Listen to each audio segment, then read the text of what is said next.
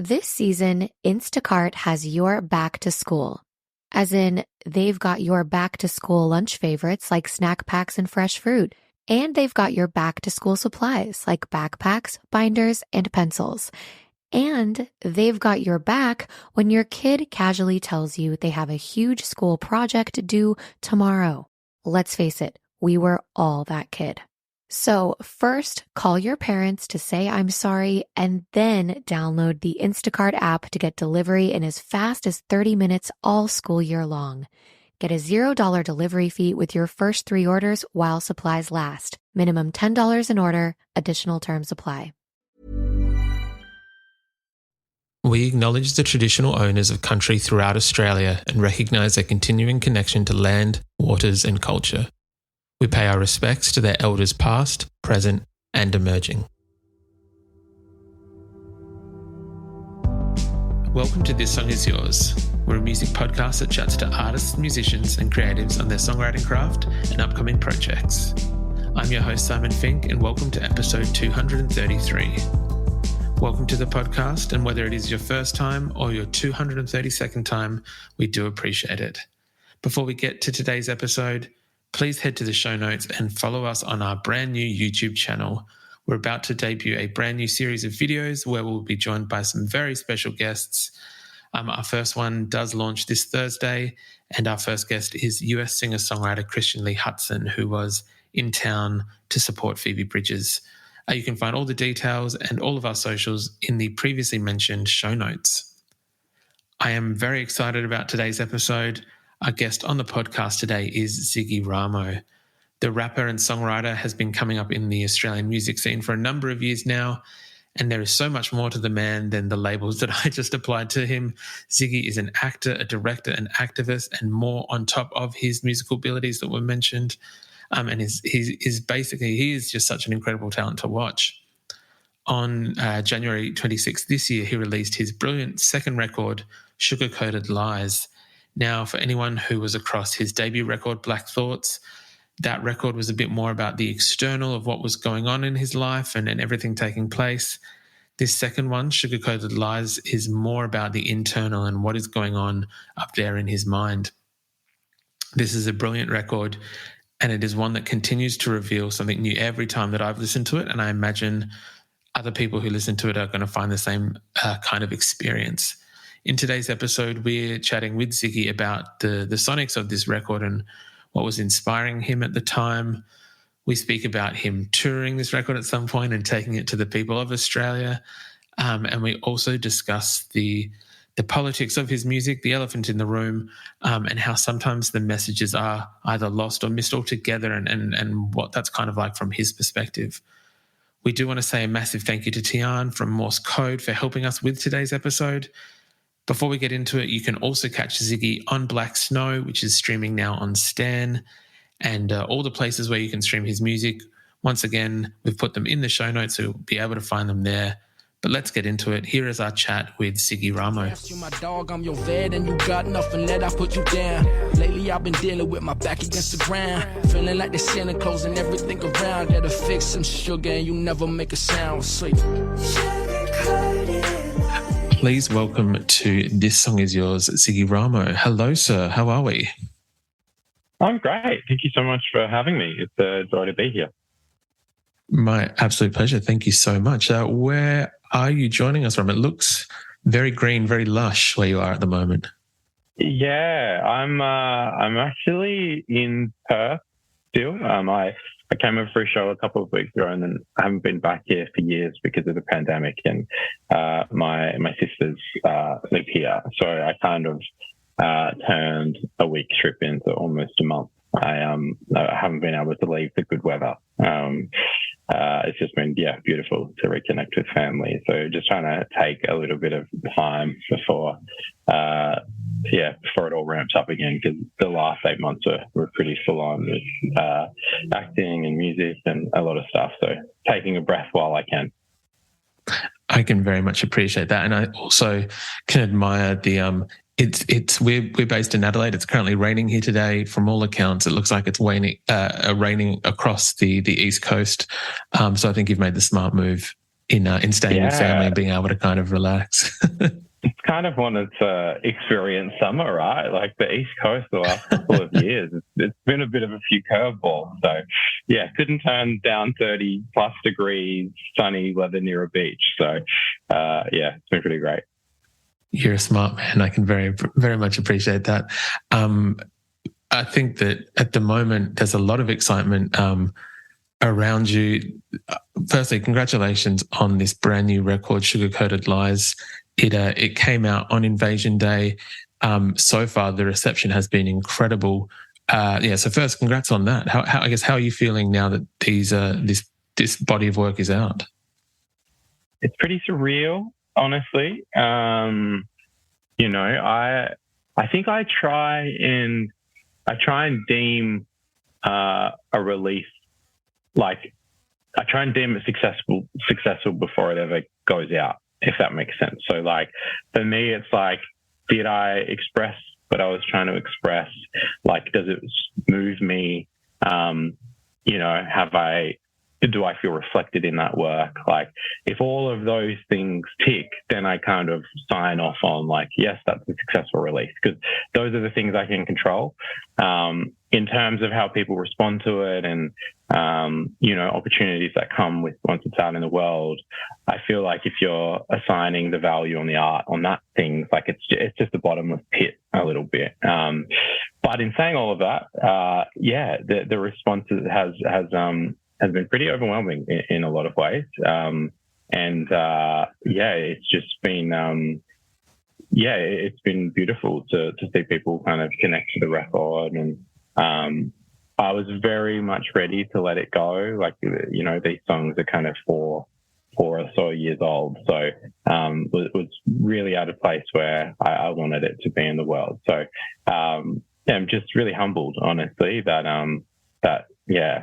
people are connecting with it, and it's just surreal that I can see and hear the music outside of just being on my laptop. Of course, I imagine that, especially as you mentioned, that the songs have been sitting with you for, I think it was around 2018, 2019, where you kind of originally wrote most of this music. Yeah, like after sitting with you for so long, and I imagine, what's the word? Not like ruminating, but you can look at all perspectives of the song with that much time with them. I imagine that there is a sense of relief for yourself now that they are out. Massive. Honestly, I think ruminating is such a good word. That's on the money, because a lot of where these songs came from were these ruminating thoughts and ideas of self and, of this intergenerational trauma. And they all kind of came out in these journal entries, and then it was catching them all. Like, I think the way that I create is like this really intense, explosive kind of creative episode where everything just vomits out, and then it's about catching it. And then it's like, oh my God, that was really intense.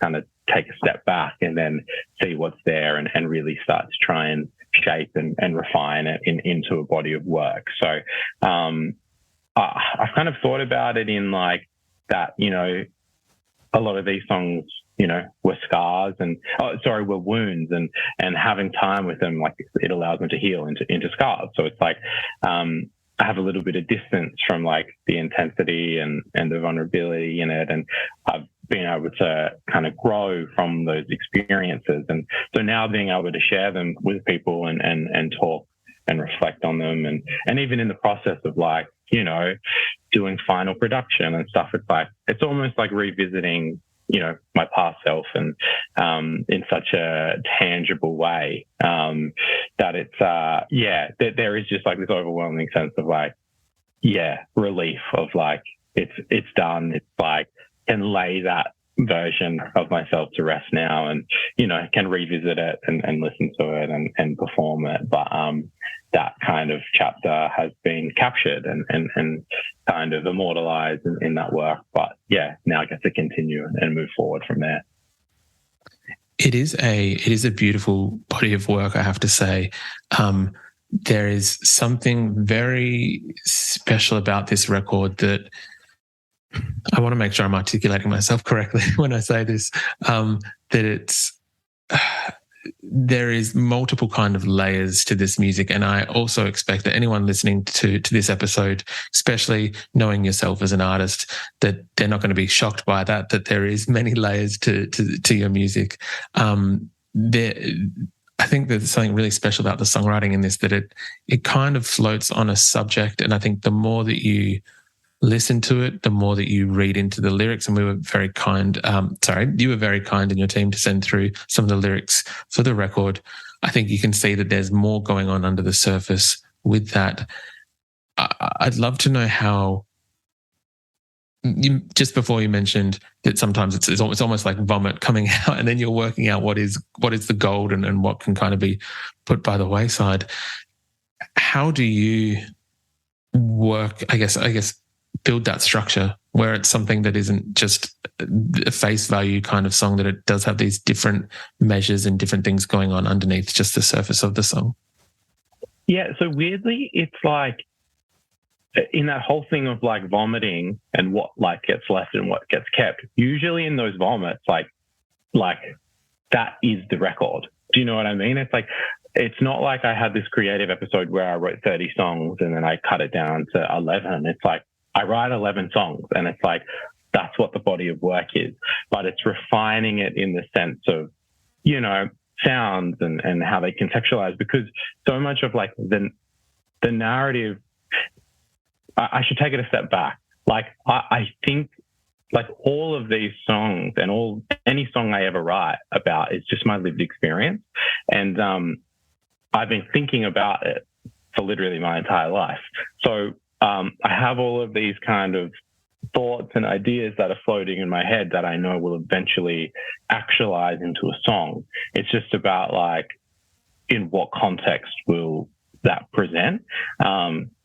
And with this body of work, you know, and calling it Sugar-Coated Lies, you know, my first album was called Black Thoughts, and it was kind of written as like this obituary where my mental health was like in such a shambles that I didn't really feel like I was going to be around for much longer. And I kind of felt like I wanted to get all my thoughts and understandings about this history and context in a record that no matter what would live and be here, like regardless of where I was. And so when I did that, that ended up like leading to me being hospitalized and going through a lot of therapy. And through that therapy, I started reflecting and growing and working and kind of rebuilding these neural pathways that better cope and manage these ruminating and intrusive thoughts from like this compounding intergenerational trauma, right? And that's kind of what birthed Sugar-Coated Lies, because I felt like Black Thoughts was so much about the external, about like what's out there, whereas Sugar-Coated Lies was about coming internal. And it was about like, okay, this is the history and context in which I'm living, and now this is how it impacts me as an individual. And it was about like trying to not only like sugarcoat in title, but sugarcoat in process. So as much as Black Thoughts was just like, you literally couldn't miss it, like I'm ramming it down your throat. With this, I wanted to go the other way, where it's like, if you don't actively listen, like this can just feel like an album that you can put on at a house party. You know, that's how I wanted it to sound, because that's what we've done to our history. And like, that's what we've done to our lived experiences. Like we've suppressed them and swept them under the carpet. And, you know, that double multi-layered meaning of sugarcoating, you know, comes from the fact that I'm Indigenous, but I'm also Australian South Sea Islander, and my father's Solomon Islander, where, you know, 62,000 South Sea Islanders were brought over to be enslaved to work on the sugarcane fields in far north Queensland. And, you know, only in 2019 did Scott Morrison, the then Prime Minister, proclaim that slavery never existed in Australia. And that's like, well, that completely contradicts, like, how are we here? Do you know what I mean? How, like, why is there such densely populated groups of Australian South Sea Islanders up in Queensland all around the sugar industry? And so that for me was like this sugarcoating of the lies, like we tell like in history, the lies we tell ourselves, like the lies we tell each other. And so then it was taking what I'd done on Black Thoughts in terms of being outward trying to come inward. And I think, like, for me as an artist, I don't want to do the same thing twice. So I wanted to, like, start to use a bit more poetic license, where it's like these similar themes and ideas. I started, like, personifying, like, my relationship to systems or Australia or history into, like, you know, romantic relationships and relationships that, whether or not you're Indigenous and whether or not you're Australian South Sea Islander, like, you've experienced it in the human experience through relationships, right? Because we have relationship to country, we have relationship to this place, and the way that it affects us feels so tangible, like it is a person. And so that was about trying to take all of those floating pieces and distilling it into, like, these kind of songs that could be on radio and could be in playlists and could be at festivals, so that, like, in real time, what we've done to our history in sugarcoating it, like, it happens, where it's like I could, you know, have my songs being played on the radio where people don't realize that it's like slave song anthems that, you know, is about, like, this deeply embedded trauma and history that I carry, so that it then starts to, like, ruminate for them in a way that bypasses that kind of, like, internalized patriotism and self-defense. Like, it just kind of is a lot more, I guess, nuanced and subtle. So I feel like that was a lot. But that's kind of, I guess that was, like, the complexity of, like, trying to take all of that and then so much more attach it to, like, the inside versus external. Did you know 1 in 2 women wear the wrong foundation? Matching foundation is hard, but Il Maquillage makes it easy. Take the Power Match quiz to find a better match in seconds, customized for your unique skin tone, undertone, and coverage needs. With 600,000 5-star reviews, this best-selling foundation is going viral for a reason. Available in 50 shades of weightless natural coverage. And with Try Before You Buy, you can try your full size at home for 14 days. Just pay shipping. Take the quiz at ilmaquillage.com/quiz. That's ILMAKIAGE.com/quiz. My dad works in B2B marketing. He came by my school for career day and said he was a big ROAS man. Then he told everyone how much he loved calculating his return on ad spend. My friends still laugh at me to this day. Not everyone gets B2B, but with LinkedIn, you'll be able to reach people who do. Get a $100 credit on your next ad campaign. Go to linkedin.com/results to claim your credit. That's linkedin.com/results. Terms and conditions apply. LinkedIn, the place to be, to be. Yeah, 100%. I'd be curious to know your thoughts on, and look, I don't want to touch on it too much. I know it has been in the news, and if you don't want to talk about it, please let me know as well.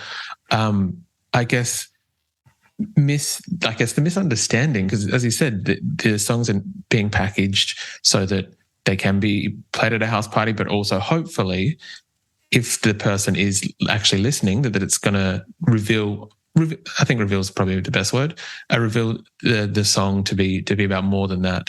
I know that there was recently, and I guess an incident, whatever you want to call it, with the city of Joondalup and them apologising after booking you for a concert, which I find a little bit insulting to you because. Not just simply, I'm not saying this simply to suck up to you because you and I are face to face right now, but I feel like even the most base level person who is aware of Ziggy Ramo as an artist would know that your music and lyrics and even to a more commercial aspect, let's say your brand is passionate about those causes that we've already discussed, about First Nations people and the plight that many people of colour within this country have gone through. What is it like, I guess, in a more general sense, not just talking about the council, but when those songs are misrepresented and people don't get the point at all, I guess? Well, so that specific example, my issue was by no means that people didn't understand it. It was that, as you said, right, like City of Joondalup booked me.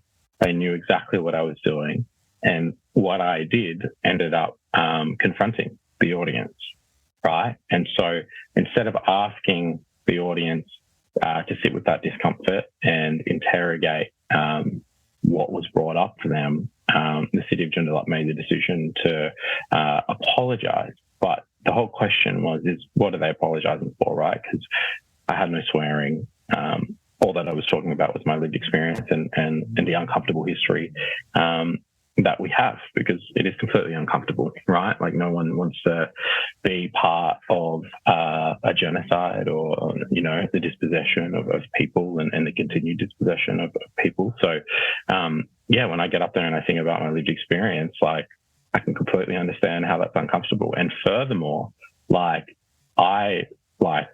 took that job knowing well and truly that I would be in front of people that didn't agree with me. And that was like the whole point, because it's like, if I'm only getting up and singing songs in front of people that already understand what I'm saying, then it's like I'm stuck in an echo chamber, right? Like, the thing that I want to see happen is change. So for change to happen, it means we need to engage in bipartisan, meaningful conversation where, people who don't agree with each other share ideas, right? And so for me, I never expect or I don't feel entitled to people's reaction. And I don't feel that people have to agree with me, right? Because all that I'm talking about is a lived experience. So this is all I can speak on. And I don't know what people's lived experiences are. So I can't determine whether or not they'll understand or misunderstand or agree or disagree or feel offended or whatever the reaction will be. But I do it in a hope to awaken, this sugar-coated history, right? Like it's to have a moment where people have to sit with that discomfort. And so for me, again, that whole incident was way less about, don't get me wrong, right? It's not nice to know that you're performing in front of people who outwardly don't want to kind of hold space for the fact that your community has gone through some horrific things. That's not a nice feeling, but I do that in a hope that, that's what will create change for my community in the long run. Yeah.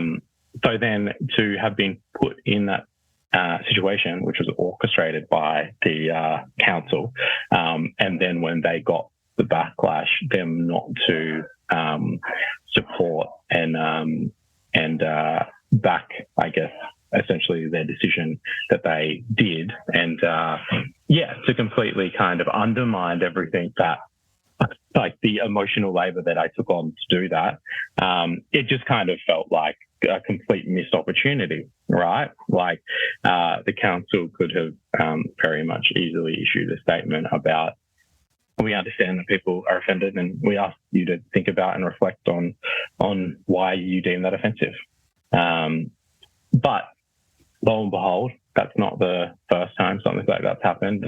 I unfortunately don't think it's the last time, but I think for me with my art,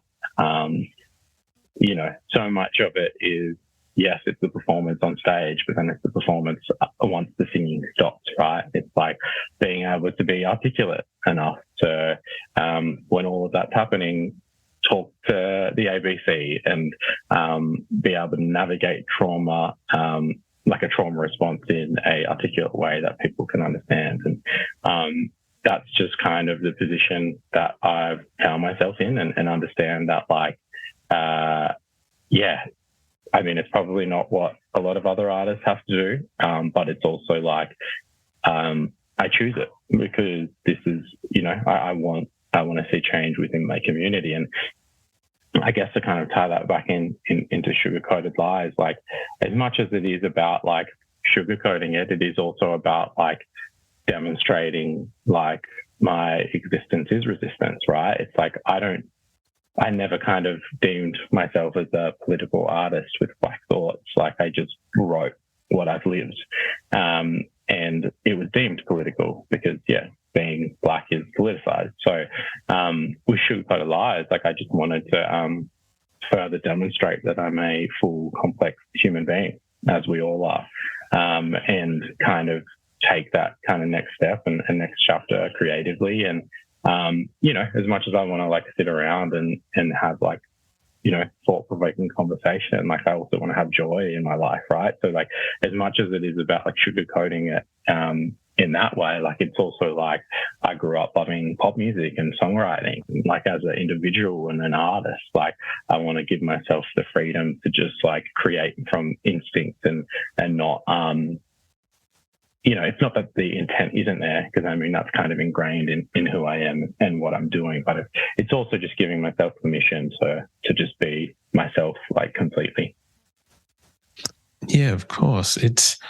I can imagine that there's obviously, and I say this as a white male in his 30s, knowing where like that there is a position of privilege from myself, that there obviously is a lot more going on for yourself in the shape of an artist when you're trying to put out something like that, because as you said, it's this thing of that some people might look at it as a performance, but it's not simply just a performance. It is, as you said, this lived trauma, these lived experiences, and not just simply getting up there to be political, but with this second record, you've demonstrated the internal, the monologue that's inside of you, what's going on in I guess different ways and manifest in different kind of complexities. I would love to touch on just for a second at the end there, you mentioned that you, again, like all of us, you are just a person, you loved pop music kind of growing up. I'd love to know sonically what kind of inspired Sugar-Coated Lies. What were you listening to, or what was kind of going on in the studio when you were creating the sonics for this record? Yeah, I mean, such a big part of this record was kind of displacement and like, but I mean, intentional displacement, right? Like in 2017, I spent a bunch of time in LA, and then when I was moving back, I was studying in Perth at the time, and that's kind of when I really just was like, I'm putting all the chips on the table and I'm going to go for music. And so I, instead of went back to Perth, I moved to Sydney. So I kind of like left my creative safety net, where, I wrote Black Thoughts and had my kind of collaborators. And what that meant was, I was just like in this whole new context. And I didn't really know any other writers or community, and Sugar-Coated Lies just kind of stemmed from me learning and teaching myself how to produce. So, I felt like I'd really honed my craft as a lyricist, but spending time and like doing songwriting sessions in LA, right? Like I went from like just being alone by myself, like writing Black Thoughts with J. Cal, who did all the production, to like being in a room where there's like a top liner, and then there's a producer, and then there's the artist, and then the producer has another producer come in, and then, the A&R comes in, and the A&R is also a top liner. It's like, you know what I mean? It's like there was like this whole world of like songwriting, right? And so that kind of really just opened up my lens of like looking at songwriting in a different way, because I'd been like so focused on the lyrics. And I mean, I'm always going to be that way, but it made me just start to try and be able to express myself musically. And so, I mean, what I was listening to was just anything and everything. Like I've never really felt like tied to a genre. Like, and if anything, I find myself like, the further I work in music, the less, like the harder it becomes to listen to new music in a way, because like it's like I'm actively listening. So I've really found myself like going back to just like nostalgic records for me, and like Miseducation of Lauryn Hill is like one of my favorite albums of all time. Like a lot of Bob Marley, a lot of Stevie Wonder, just like all of these things that had like great songs and like great songwriting, and just like song structure, and and then weirdly I spent a bit of time in Sweden, and so much of like Swedish, like the Swedish fingerprints are just everywhere on like popular music and Max Martin, and just really like diving into like what are the components that go into writing a song, and so it was kind of like I love to learn by doing. So I just started kind of writing these demos and had gotten a few sessions and started collaborating with a few different people and met with Lewis Mitchell, who's now one of my best buddies, and he was vocal engineering for like Sony and Universal, and we met, and he kind of came on to executive produce, and like together we kind of like really learnt the ropes of like what it is to try and write songs, and like for me, so much of this was like it was really just about kind of giving myself a mission to have a go at stuff, and I love producing. I think songwriting, it's so much fun, right? It's like a puzzle. It's sort of like where you're getting these ideas and you're trying to find the right things, and you have different tool belts, like and it's about like when you use them. So yeah, I mean, and I guess that's a sad thing. It's like the more you write music, the less you listen, in a way. So like, I think in a very roundabout way, like I was just so much like in this world of trying to make it. I can very much appreciate that. And I would agree with that sentiment. I think sometimes, especially if you're trying to be deliberate with something, when you do listen to something external, it has to be for a very certain purpose, I guess. So one thing I would very quickly like to ask, Hazzy, can we expect to see you touring the record around the country? I know, as we mentioned, the reaction has been pretty positive so far, and I know that there are people excited to kind of see you out on the road and playing these songs in front of crowds.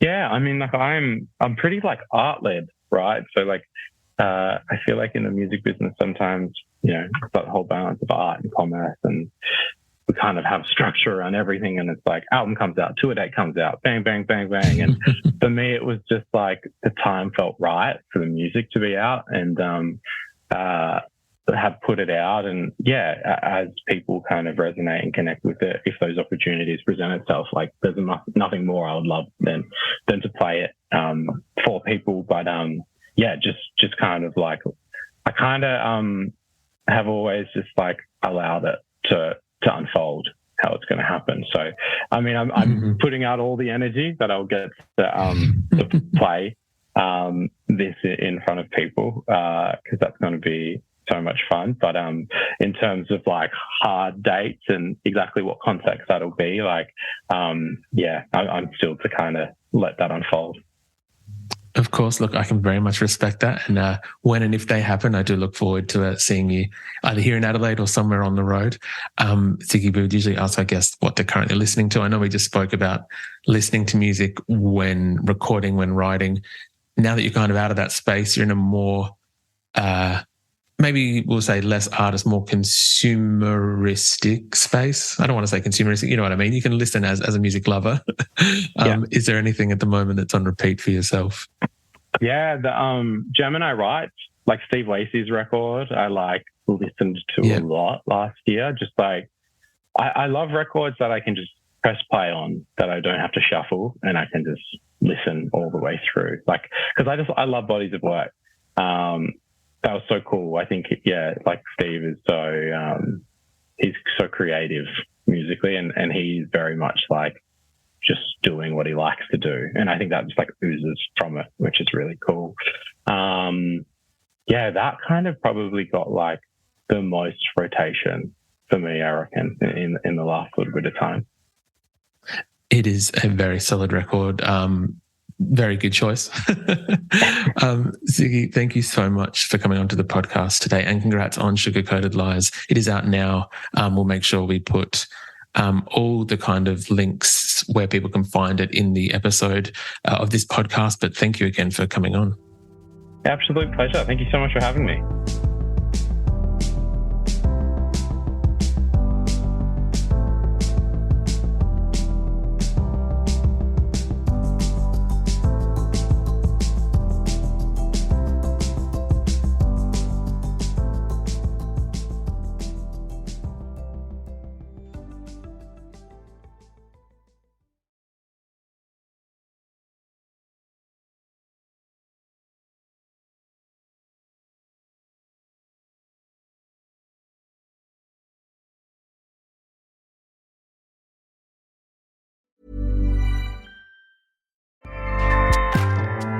Acast powers the world's best podcasts. Here's a show that we recommend. I'm Kristen. And I'm Jen from the I Mom So Hard podcast. Now listen, we don't want to brag, but yes, we are moms. We're average moms. Below average sometimes. But we're not just moms. Yeah, we don't want you to think that we're just moms. And we're not just supermodels either. We're not just pieces of meat, That's guys. right. We're not even close. Yeah. But we are comedians, and we're also best friends. We're also best-selling authors. And television writers. And we created a viral web series. With over 300 million views. Okay, What's that's up? bragging. Who's bragging? And we were in our swimsuits. Again, not supermodels. We're also podcasters. Are we podcasting right now? Not right now, but we have been podcasting for 3 years. We're bringing laughs every Tuesday to women and moms everywhere. And one dude who's a sophomore in college, his name's Greg, whatever, he messaged us and made me feel cool. So nice. Amazing. Please listen to the I Mom So Hard podcast on Acast. Woo! Acast helps creators launch, grow, and monetize their podcasts everywhere. Acast.com.